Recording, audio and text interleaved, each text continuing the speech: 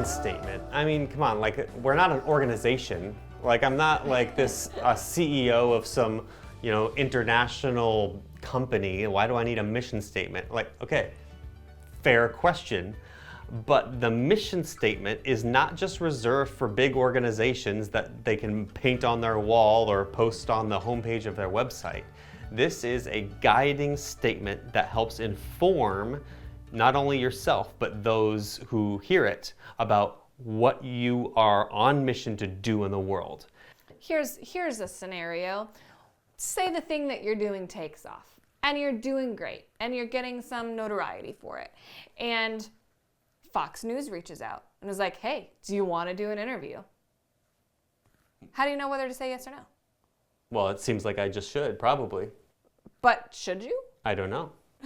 What if a podcast reaches out and wants you to come on their podcast? How do you know whether to say yes or no? Depends on the podcast. But how do you know which ones to say yes to? I don't know. What if a book publisher reaches out and is like, hey, I really want you to write a book about the stuff that you've been promoting out there. Here's an opportunity for you. Do you say yes or no? It depends on how much money. Is your money your guiding factor? I don't know. Is money your mission statement? These are all kinds of things that, it's not just these big opportunities, but these are the kinds of situations where if you have a mission statement, you know what to say yes to and what to say no to. A new client comes to you, a new person comes to you who's not a client yet and says, hey, I want you to help me. Can I join your thing? Can you train me in what you do? How do you know who to say yes to and who to say no to? It's really simpler if you have a mission statement, and it's really hard to discern some of those things if you don't have a clear mission statement. So a mission statement is not only going to give you clarity on the work that you're doing, it's not only going to give others clarity on, oh, that's what they do, that's their mission, but it's also going to be a guide. It's going to be like a rudder. It's going to say, this is something to say yes to because it aligns with the mission. This is something that, even though it sounds cool, doesn't align with the mission, and I don't think is going to push the mission forward. So maybe that's a no. It really is a decision-making litmus test when you're really clear on your mission statement. And getting clear on it now, before you dig in and before you build other things, before you have clients, before you have a whole bunch of eyes on you asking you to make decisions about things, this is really important to get very clear. And the reason we can be so sure that it is important, and that's why we're going to take some time to work through this with you so that you can develop a mission statement, is because Jesus had a mission statement. And it's even in the Bible. So, I know, crazy. But in Luke 19:10, it says, "For the Son of Man," that's Jesus, "came to seek and save those who are lost." All right, Jesus was clear on his mission in the world, why he came to earth. It informed this mission statement, the Son of Man has come to seek and save those who are lost. This informed who he ministered to and who he didn't, and what he did for people and what he didn't do. And so if your mission can be just as clear as Jesus' mission, then it will inform the people you serve and who you don't, and what you do for them and what you don't. So your mission may not be Jesus's, to come and seek and save those who are lost. Yours may be more specific than that, but it's perfect for Jesus, knowing that he was uniquely equipped to seek and save the lost. And he was not going to come down here and write a bunch of books. Jesus never wrote a book. He didn't. He was not overthrowing the Roman government, which is what people thought the Messiah was supposed to do. People expected him to be a political leader. He was not a political leader. He had the opportunity to. He could have. He could have been a warrior. He could have led an army or led a rebellion, but that was not his mission. Even though it sounds like, well, that could accomplish like what you want to do, right? Nope, not according to his mission of coming to seek and save those who are lost, knowing that it was a relationship with God that he wanted to help repair with people, and that he knew that's what he needed to do it. So, looking at Jesus' own mission statement breaks down what we can build for a mission statement for ourselves and for our own work. So the first question to ask, and you can check this out on the worksheet for this lesson here, is who do you serve?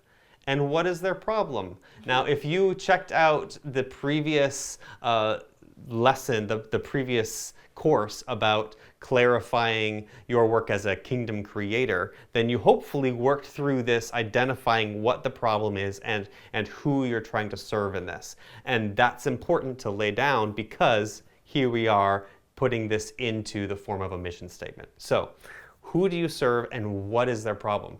Elsewhere in the Gospel of Mark 2:17, it says that it's not the healthy who need a doctor, but the sick. Jesus recognized, look, I'm not here to just help people who are doing fine feel better about themselves. Like, there's enough people doing that. I'm here to help the sick who know that they're sick, who know that they need more of God in their life. I'm here to help those people. And so who do you serve and who do you not serve? And then what is their problem?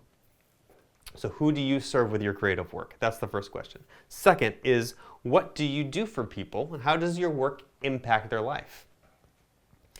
And we've talked about verbs before and the importance of having a good specific verb to help encompass and help specify what you do for people. So I'm talking, this is bigger than your product.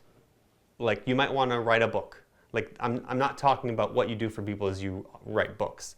I'm saying your mission statement is bigger than that and it informs what you're on mission to do. And so this is bigger than your product or your service. It demonstrates how people are changed through the work that you do. For Jesus, the people would be saved, and they were lost, but they're going to be found in the sight of God again. So your mission is active. Your mission is an active thing, and so we use a good, strong verb like seek and save. Good, strong action verbs to help reflect the active nature of your mission statement.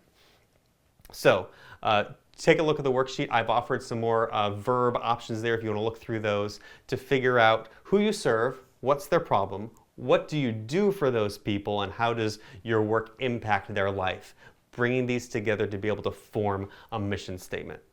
So now that you have kind of clarified who you serve, what their problem is, and what you do, we can clarify it and boil it down to a mission statement. Yours may not be as simple and elegant as Jesus's seek and save the lost, but it can encompass those things. It can encompass who you serve, how you serve them, what their problem is, and how you help them. So the worksheet outlines a couple of templates that you can use. Maybe you'll come up with your own. But we offer that you can start with filling in the blank, my creative work. Whatever that is. Whatever it is. Well, the thing that you do, fill in the blank, exists to do that verb that you found for people. And then name the people that you serve. To equip the people that you serve. To challenge the people that you serve. For Jesus, it was to seek and save the lost. So fill that in. You are here to blank for the blank. Do something to the people. Or my creative work exists to use an impact verb for people with a problem. There's those templates right there to help form your mission statement. Absolutely bring this to your alcove if you need help working through and identifying and clarifying and boiling that down. But do this work. Find a mission statement. The next pieces that we're going to be walking through will not be possible if you haven't clarified your mission statement. So stop here as long as you need to define the mission statement, clarify your mission so that you can move forward and build all the other pieces of the work you're going to do with intentionality, based on the intentional mission statement of Jesus. Find your own mission statement so that you can be intentional in the next steps you're about to take.